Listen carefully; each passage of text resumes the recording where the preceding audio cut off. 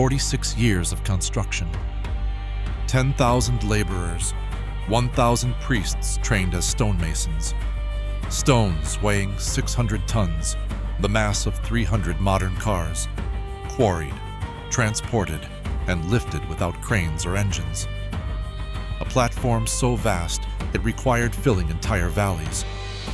A building covered in so much gold it blinded anyone who looked at it during sunrise. And after all that effort, after nearly half a century of work, the completed structure stood for 6 years before it was destroyed. This is Herod's temple, not a renovation, not an expansion, a manufactured mountain. One of the largest sacred complexes ever built in the ancient world.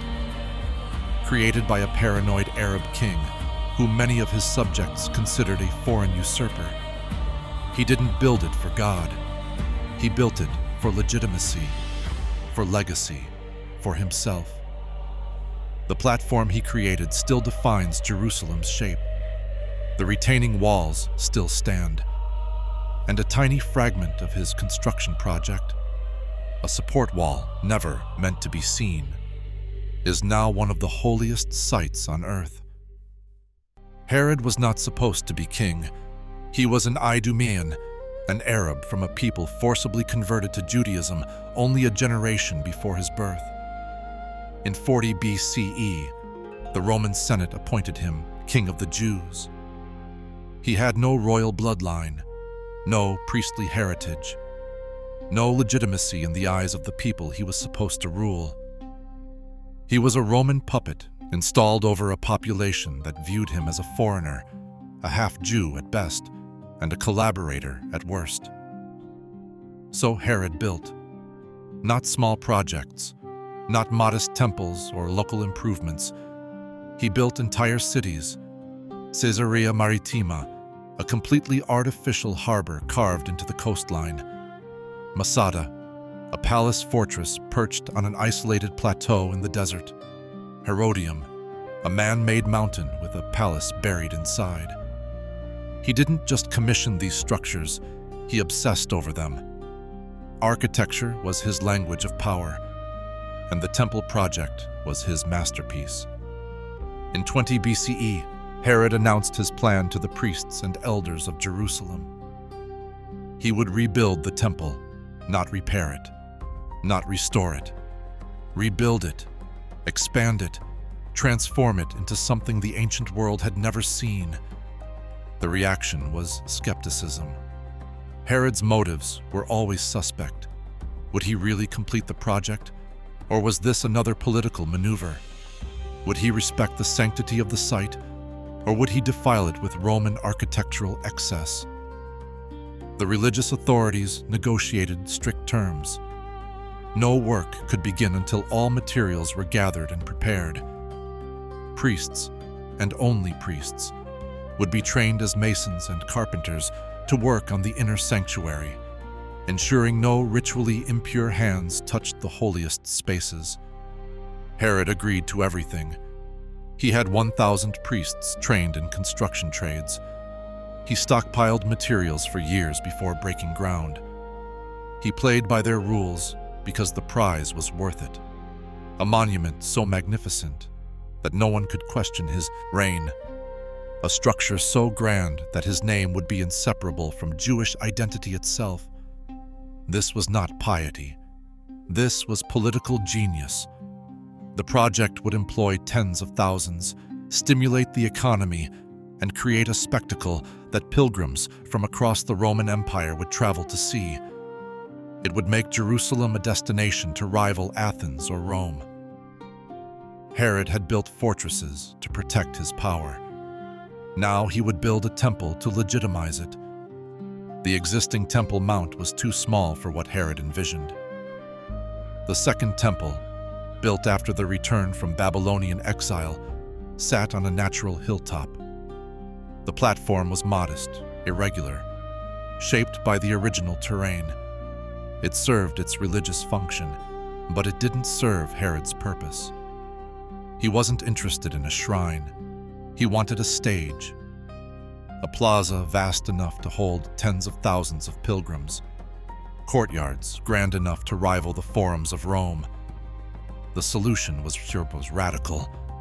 He would build a new mountain, not on top of the existing hill, around it.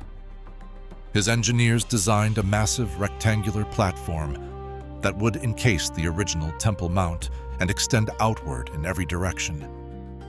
The platform would be perfectly level, perfectly engineered.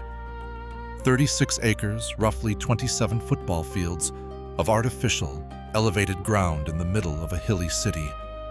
To achieve this, they had to fill valleys. The Tiropuyan Valley ran along the western side of the Temple Mount. Herod's plan required erasing a significant portion of it.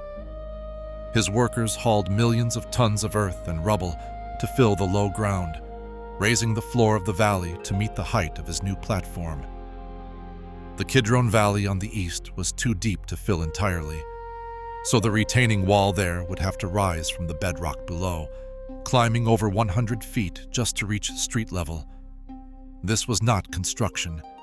This was geology by force. The retaining walls, 4 massive stone barriers enclosing the platform, were the true engineering challenge. These weren't decorative facades. They were load-bearing structures designed to hold back the immense lateral pressure of the fill material. Millions of tons pushing outward. Any failure would be catastrophic. The walls were built from enormous ashlar blocks, stones cut so precisely that they fit together without mortar. The joints were so tight that even today, water cannot penetrate many of them. The largest stones, placed in the lower courses where structural load was greatest, weigh between 50 and 100 tons. One block in the western wall, the so-called Master Course stone visible today in the Western Wall Tunnel, weighs an estimated 600 tons. How they moved these stones remains debated. The most likely method involved massive timber frames, earthen ramps, and teams of hundreds working in coordinated pulses. Wooden rollers, lever systems, incremental lifts over days or weeks for a single stone. No pulleys strong enough, no cranes capable of the load. Just human labor, geometry, and an unrelenting commitment to scale. The foundation work alone took years. Once the retaining walls reached their full height, workers began the fill process. Layer after layer of stone and earth compacted and graded until the interior of the platform was level with the top of the walls. Vaulted chambers were built into the substructure to reduce weight and provide drainage. These cavernous spaces, some still accessible today, are often called Solomon's Stables, though they have nothing to do with Solomon. They are Herodian, part of the hidden infrastructure holding up the visible splendor above. When the platform was complete, Jerusalem had a new topography. The Temple Mount now dominated the skyline. The rectangular footprint was unmistakable, unnatural, imposed. This was not a building on a hill. This was a hill built for a building. The platform was only the foundation. What Herod built on top of it was designed to overwhelm the senses. The outer perimeter of the platform was lined with porticos, roofed colonnades supported by rows of massive Corinthian columns. These weren't simple covered walkways. They were architectural statements. The royal stoa on the southern edge was the most extravagant, a basilica-like structure with 4 rows of columns creating 3 aisles, the central aisle soaring higher than the outer 2. Josephus, the Jewish historian who saw the temple before its destruction, compared walking through it to entering a forest of marble. The columns were so tall, he wrote, that 3 men linking arms could barely encircle one. At the center of the platform stood the sanctuary itself, the temple proper. This was the building everyone came to see. Josephus describes it as covered in gold plating, so thick and so polished that anyone approaching from the east at sunrise had to look away or risk blindness. The exterior walls were faced with white marble, cut and fitted so precisely they appeared to be a single, seamless surface. Golden spikes lined the roofline, installed not for decoration, but to prevent birds from landing and defiling the structure. The sanctuary sat on a raised section within the broader platform, accessed by ascending steps. This created a layered progression, from street level, up to the outer courtyards, then higher still to the inner sacred zones. Each elevation increased the sense of separation from the ordinary world. The court of the Gentiles, the vast open plaza occupying most of the platform, was accessible to anyone: Jews, God-fearers, foreign visitors. It was cosmopolitan, bustling, filled with merchants, ball-bots, and money changers, serving the needs of pilgrims. But past a low stone barrier, marked with inscribed warnings in Greek and Latin, only Jews could proceed. Beyond that point lay the court of the women, then the court of Israel, and finally the court of the priests, where sacrifices were performed on a massive stone altar. Only the high priest could enter the Holy of Holies, and only once a year, on Yom Kippur. That inner chamber was a perfect cube, empty except for the foundation stone, the bedrock of Mount Moriah itself, left exposed. No gold, no ornament, just stone and silence. The engineering required to support this superstructure was as sophisticated as the platform below. Drainage systems carved into the bedrock channeled rainwater and ritual washings into underground cisterns. Massive gates, some weighing several tons, were counterbalanced with hidden mechanisms so they could be opened by a single priest. The sheer amount of coordinated infrastructure, water, waste, access, security, ritual purity, was staggering. This was not just a building, it was a functioning city within a city, designed to accommodate tens of thousands during pilgrimage festivals. Everything had to work flawlessly, because ritual failure was not an option, and it did work. For decades, pilgrims ascended the southern steps, passed through the tunnel-like entrances, and emerged into the court of the Gentiles to find themselves standing on a perfectly level artificial mountain, surrounded by marble, framed by gold, beneath a structure so immense it seemed to alter the sky itself. 10,000 workers. That's the estimate for the full-time labor force required to build Herod's platform, though the number fluctuated depending on the phase of construction. During the foundation work, quarrying, hauling, and setting the massive retaining wall stones, the demand for labor peaked. Thousands of stonecutters worked in quarries north of the city. Thousands more hauled materials. Teams of specialized masons cut and fitted the ashlar blocks. Engineers surveyed grades and calculated loads. Foremen coordinated shifts. But 1,000 of those workers were different. They were priests. Jewish law prohibited ritually impure individuals from entering or working on the sacred inner areas. Herod couldn't ignore this, so he had priests trained as masons and carpenters. They alone worked on the sanctuary itself, the golden-clad building at the heart of the complex. This wasn't symbolic. This was structural necessity. Without priestly labor, the entire project would have been religiously illegitimate, and Herod's political gambit would have collapsed. Training took time.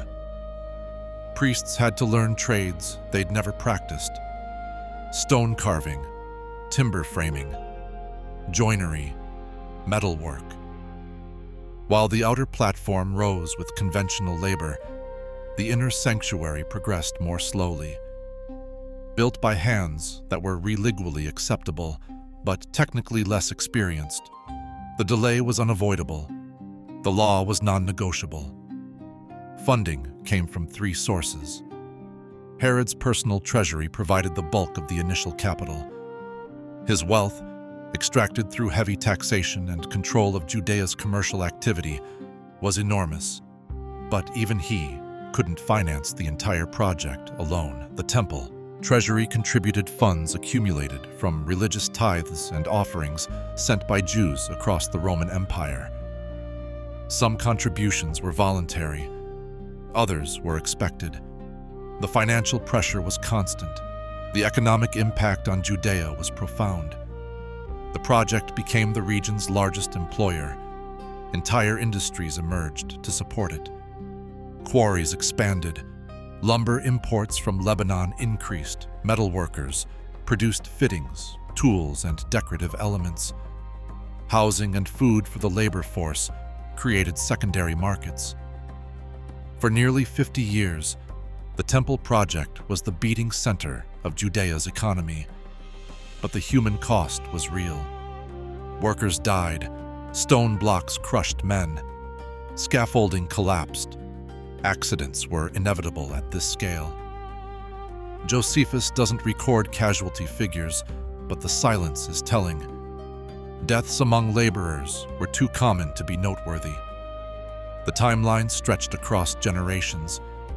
A young man who began work on the foundation walls, in his 20s became woven into the fabric of daily life. The project became woven into the fabric of daily life in Jerusalem, a permanent fixture that paradoxically was always unfinished. 46 years. The Gospel of John records that figure during an exchange between Jesus and the temple authorities. The number wasn't metaphorical, it was literal, verifiable, a point of civic pride. The main structures were completed within a decade, but the ornamental work, the fine details, the auxiliary buildings, all of that continued until around 64 CE. Then the project stopped. Not because it was finally finished, though it essentially was. It stopped because 6 years later, Roman legions surrounded Jerusalem, breached the walls, and systematically dismantled everything Herod had built. You're standing at the base of the southern steps. The staircase rises in front of you, wide, uneven, deliberately irregular in rhythm, so you slow your pace. Each step forces a pause. This isn't about efficiency. It's about transition. You're leaving the ordinary streets of Jerusalem and beginning the ascent towards something beyond them. Above you, the retaining wall climbs over 100 feet. White limestone, precisely fitted, curving slightly inward as it rises. The scale alone makes you smaller. The wall doesn't invite, it overwhelms. You're not entering a building. You're approaching a man-made mountain. The stairs lead to the Hulda gates, massive double openings in the southern wall. You pass through and the light drops. You're inside a vaulted tunnel now, stone arching overhead, the noise of the city muted. The passage angles upward. Your eyes adjust. Then the tunnel opens, and you step into the court of the Gentiles. The space is vast, 36 acres of perfectly level stone pavement stretching in every direction. Colonnades frame the perimeter, rows of towering Corinthian columns casting long shadows across the plaza. Thousands of people move through the space. Merchants selling doves and lambs. Money changers converting Roman coins into temple currency. Pilgrims from Egypt, Babylon, Asia Minor, speaking a dozen languages. This is the only place in the complex where anyone can enter. Jew or Gentile, believer or curious traveler. The outer court is cosmopolitan, chaotic, alive, but your eyes are drawn upward. At the center of the platform, elevated on another set of steps, the sanctuary rises. White marble walls gleaming in the sun, the eastern face covered in gold. So much gold it forces you to squint. Josephus wasn't exaggerating. The reflected light is blinding. The roofline bristles with golden spikes, preventing any bird from landing, keeping even the smallest defilement away. You move closer. The crowd thins. A low stone barrier blocks your path. Inscriptions in Greek and Latin warn that any non-Jew who crosses will be executed. The boundary is absolute. Beyond it lies the court of the women, then the court of Israel, then the court of the priests. You can see the massive stone altar from here, smoke rising from the sacrifices. You can see the priests moving in their white linen garments, but you cannot go further. The architecture enforces the theology. Proximity to the divine is earned through purity. Each inner court is smaller, more restricted, more sacred. The Holy of Holies, the innermost chamber, is a space so exclusive that even most priests will never enter it. One man, once a year, alone with the foundation stone.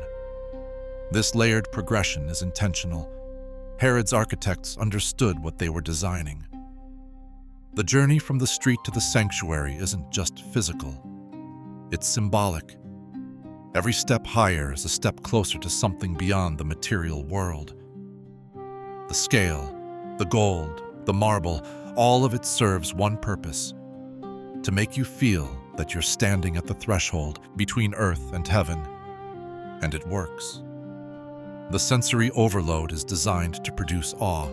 The sheer magnitude of the platform, the forest of columns, the blinding gold, the roar of thousands of voices echoing off stone. This is not a building you visit casually. This is an experience engineered to reshape how you see the world. The temple was finished around 64 CE. Not the platform, not the retaining walls. Those had been complete for decades, but the final details, the ornamental carvings, the last portico columns, the polished stonework that transformed function into art, those took until the early 60s. After 46 years of continuous construction, the complex finally stood as Herod had envisioned it. Complete, perfected, one of the largest sacred structures ever built. 6 years later, it was gone. In 66 CE, the First Jewish-Roman War erupted. By 70 CE, 4 Roman legions under Titus surrounded Jerusalem. The siege lasted months. When the walls finally fell, the legions moved methodically through the city. The temple was burned. Josephus claims Titus wanted to preserve it, but the fire spread beyond control. The gold melted into the stone joints. Roman soldiers pried apart every block to extract it. The marble was toppled, the columns shattered. The sanctuary was dismantled stone by stone. The destruction was so thorough that later rabbis debated whether certain rituals could continue, since no one could determine exactly where the original Holy of Holies had stood. But the platform survived. The retaining walls were too massive, too deeply founded to be worth the effort of demolition. The Romans left them standing. Herod's manufactured mountain remained, stripped of its buildings, but geometrically intact. That's what endures today. The Western Wall, the fragment visible above ground, is a support structure. It was never meant to be seen. It held up a plaza. Yet it has become more sacred than the golden sanctuary it supported ever was. Millions of prayers have been pressed into its joints. Hands have touched stones quarried for a king's ambition and transformed them into a direct line to the divine. Herod built the temple for legitimacy. It gave him 6 years. But his platform has lasted 2,000. The Romans destroyed his legacy. Instead, they made it eternal. Herod's temple was built on paranoia and sustained by propaganda. It employed 10,000 laborers. It trained 1,000 priests as stonemasons. It moved valleys and stacked 600-ton stones without modern machinery. It covered a building in enough gold to blind onlookers at sunrise. And it stood complete for 6 years before Roman legions reduced it to rubble. But the mountain remains. The retaining walls still define Jerusalem's shape. The western wall, a fragment never meant to be visible, has become holier than the golden sanctuary it once supported. Herod wanted legitimacy.